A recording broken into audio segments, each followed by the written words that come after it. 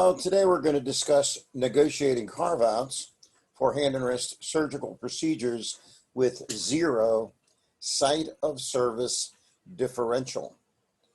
My name is Jeffrey Restuccio and I'm a certified coder. My contact information is at the bottom of the screen. So there are at least 97 hand and wrist orthopedic surgical procedures that have zero site of service differential, or SOSD, when performed in an office-based surgical suite, or OBSS. So for each one of these procedures, the clinic must negotiate fair overhead reimbursement for each procedure with each carrier when performed in an OBSS. We will use IOECTR as a representative example. So there is what we call the non-fac or non-facility PE. There are 6 components, and all of this is billed separately when performed in a facility, but when performed in the office, because it's zero, you're not getting paid for any of this. So there's 3 components. The first 3 are direct clinical staff time, the equipment and supplies, and then 4, 5, and 6 are indirect costs.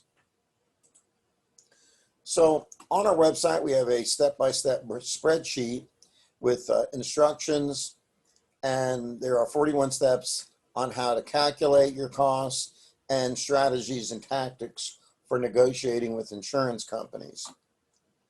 We also have the ECR totals by place of service, ambulatory surgery center, hospital, outpatient department, hospital, so you can compare and contrast the cost structures. We have the 6 physician expense components we just discussed. We discussed benefits, and there's a glossary of terms. So here are the total reimbursement.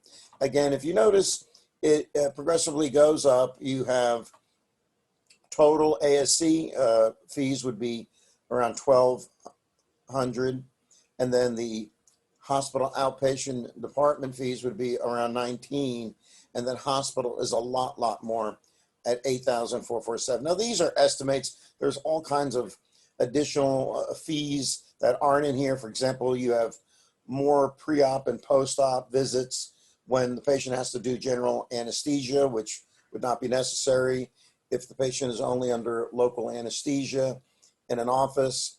Also, there's going to be regional differences based on cost of living. And again, these are Medicare numbers. So again, your private payment carriers will be higher. So these are just for baseline only, but just gives you an idea that your goal is to save the insurance company money over what they would pay either at an ASC, hospital, outpatient department, or hospital. So one strategy is to simply lay out your cards and ask them how much they're paying, and then offer them say a percentage of that, 85%, 75%. Understand that whatever you present, they're probably going to come back with a lower number. So you always want to aim high.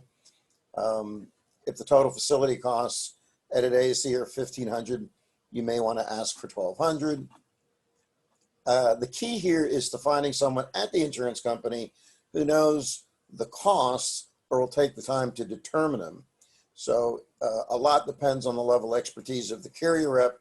Some carriers don't understand that you're helping them, and they will just simply say, well, just don't do it in the OBS, we're not paying you. And what that means is you're talking to the wrong person.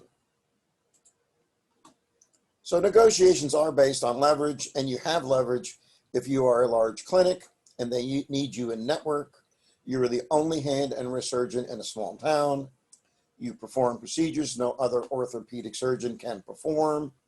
You already have a negotiated contract for other services.